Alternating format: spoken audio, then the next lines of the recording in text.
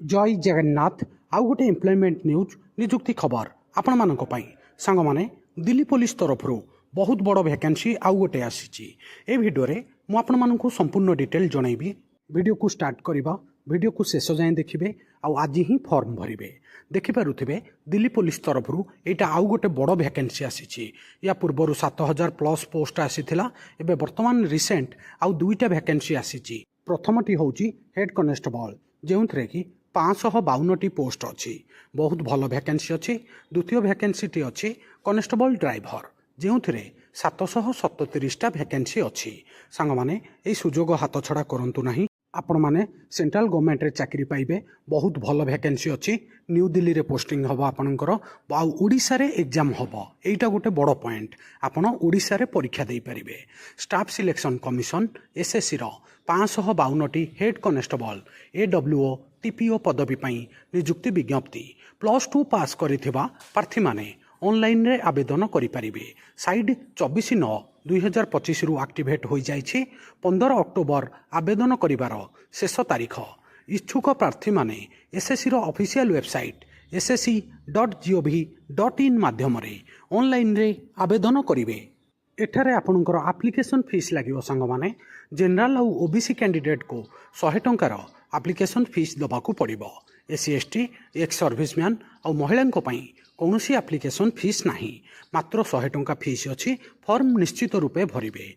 Important date आउ थरे जणे दउची दिल्ली पुलिस रो दुईटा जाक पोस्ट पाई वर्तमान फॉर्म भरा जाउची। साइट एक्टिवेट हो जाइछि। आवेदन करिवार शेष तारीख होउची 15/10/2025। 15 अक्टोबर पूर्व आपण फॉर्म भरी दियंतु। आउ आपणकर एग्जाम डिसेम्बर 2025 किंबा जनवरी 2026 रे हबो। एठारे एज क्राइटेरिया जहाँ अच्छी आपन को जणै दउची। कॉन्स्टेबल ड्राइवर पाई आपणकर मिनिमम बयस 21 वर्ष होइथिबा दरकार आउ मैक्सिमम 30 वर्ष। एठारे आपण मानकु एज रिलैक्सेशन मध्य अछि जदि आपण एससी एसटी ओबीसी रु बिलोंग करुथिबे। सेही भली हेड कॉन्स्टेबल पाई आपणकर मिनिमम बयस 18 वर्ष होइथिबा दरकार मैक्सिमम बयस 27 वर्ष। एठारे मध्य आपणकु एज रिलैक्सेशन मिलिबो। एबे मु आपणकु कॉन्स्टेबल ड्राइवर पाई क्वालिफिकेशन विषय रे जणे दउची। आपण +2 पास करिथिबा दरकार। या व्यतीत आपणक पाखरे हेवी ड्राइविंग लाइसेंस थिबा दरकार। जदि नाही एबेठु अप्लाई करि दियंतु अक्टोबर 15 पूर्वरु जेमिति आपणक पाखरे हेवी लाइसेंस होइथिबार अछि।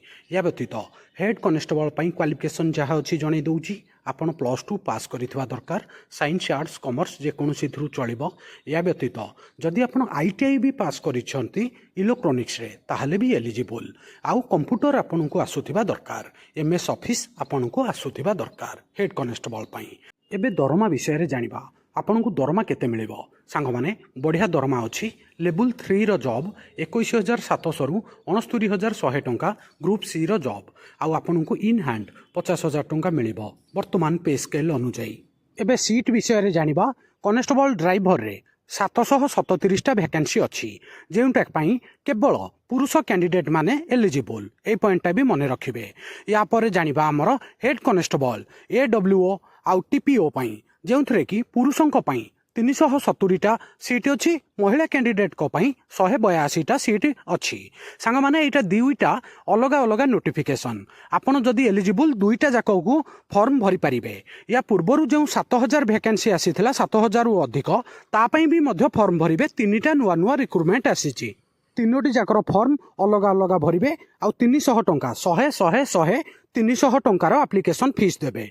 आउ सांग माने interested candidate can read the full notification before apply online. Form भरिया पूर्वर आउ गोटे थर ऑफिशियल नोटिफिकेशन टाकू टिके पढ़ी नेबे। जहाँ जहाँ मेन पॉइंट थिला मु आपनको संपूर्ण डिटेल जणाई देली। आउ आज ही फॉर्म भरिबे। आज ही पढ़ापढ़ी स्टार्ट करंतु। सांग माने प्रथमे आपनकर रिटिन अछि। रिटिन रे 50 मार्क रो जीके अछि। आज ही पढ़ापढ़ी स्टार्ट करंतु।